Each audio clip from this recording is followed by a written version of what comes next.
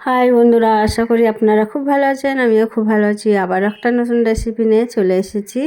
আজকের আমি বানাবো গাজরের মিষ্টি। ভিডিওটা পুরো দেখবেন। আর এখানে আমি গাজর নিয়েছি, খুব ভালোভাবে কেটে ছাড়িয়ে পরিষ্কার করে ধুয়ে নিয়েছি। এবার একটা গ্রেটার দিয়ে আমি এই ছোট ছিদ্রটা দিয়ে এটা গাজরগুলোকে গ্রেট করে নেব, সব গাজরগুলো।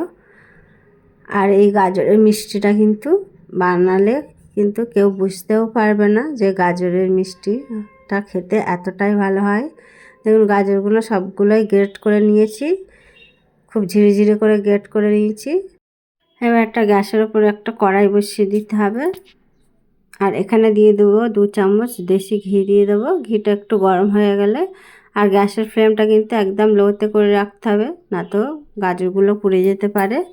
এবার এটা গাজরগুলো দিয়ে একটু নাড়িয়ে চাড়িয়ে নিতে হবে, যাতে গাজরের কাঁচা গন্ধটা চলে যায় আর গাজরের কালারটাও যেন না চেঞ্জ হয়। এবার দিয়ে দেবো এখানে আমি 2 বাটি মতন দুধ, লিকুইড দুধ দিয়ে দেবো।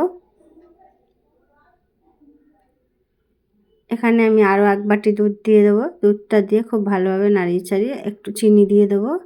মিষ্টিটা যেমন পছন্দ করেন সেই বুঝে দেবেন। চিনিটা দিয়ে খুব ভালোভাবে নাড়িয়ে চাড়িয়ে এবার আমি এখানে একটু দিয়ে দেবো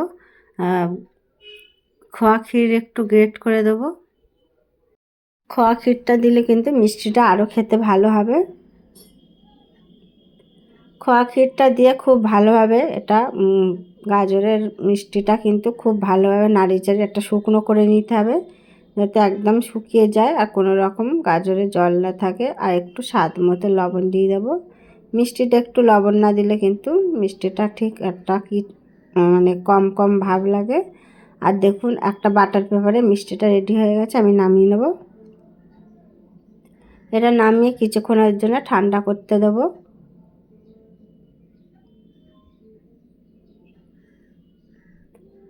গ্যাসের উপর আবারও কড়াই বসিয়ে দেবো, দিয়ে 1/2 বাটিরও একটু কম জল দিয়ে দেবো।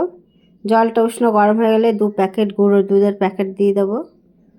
দিয়ে দুধটা কিন্তু খুব ভালোভাবে একটু জলের সাথে মিক্স করে নিতে হবে। এইটা আমি 10 টাকা দামের 2টো গুঁড়ো দুধের প্যাকেট দিয়ে দিচ্ছি। আর দেখুন অল্প একটু চিনি দিয়ে দেবো, মানে দিয়ে চিনিটা খুব ভালোভাবে গলে গেলে 1/2 চামচ মতন ঘি দিয়ে দেবো। আর ঘিটা কিন্তু ভালো কোয়ালিটির ঘি হতে হবে, তাহলে মিষ্টিটা কিন্তু খেতে আরও দারুণ লাগবে। এবার এখানে আমি দিয়ে দেবো 1 বাটি ছানা। ছানাটা দিয়ে খুব ভালোভাবে দুধের সাথে মিশিয়ে নিতে হবে। আর ছানাতে যেন কোনো রকম ডালা ডালা না থাকে। ছানাটা কিন্তু খুব ভালোভাবে শুকিয়ে এসছে, আর একটু শুকিয়ে নেব। ছানার মিষ্টিটা কিন্তু একেবারে রেডি হয়ে গেছে। নামাবার আগে একটু ঘি দিয়ে দেবো। ঘিটা দিয়ে খুব ভালোভাবে মিশিয়ে নেব। আর আমি এখানে একটা কেক টিন নিয়েছি, কেক টিনের মধ্যে একটা বাটার পেপার দিয়ে দেবো। বাটার পেপারটা দিলে খুব ভালোভাবে মিষ্টিটা কিন্তু উঠে যাবে। এবার ছানার মিষ্টিটা কিন্তু এইভাবে দিয়ে দেবো। খুব ভালোভাবে একটু সেট করে নিতে হবে, যাতে মিষ্টিটা খুব ভালোভাবে সেট হয়ে যায়। আর এখানে গাজরের মিষ্টিটাও আমি খুব ভালোভাবে এর মধ্যে দিয়ে দেবো, দিয়ে সেট করে নেবো আমি। আর এই গাজরের মিষ্টিটা কিন্তু করতে একদমই বেশি সময় লাগে না, খুব তাড়াতাড়ি হয়ে যায়। দেখুন রেডি হয়ে গেছে। এবার এটা কিছুক্ষণের জন্য ঢাকা দিয়ে একটু ঠান্ডা হয়ে গেলে আমি ফ্রিজে রেখে দেবো। ফ্রিজে 1 ঘন্টার জন্য রেখেছিলাম। এবার আমি কেটে নেব। এটা যদি গাজরের মিষ্টি যদি না বলেন, কেউ কিন্তু বুঝতেই পারবে না যে গাজরের মিষ্টি। খেতে কিন্তু দারুণ হয়।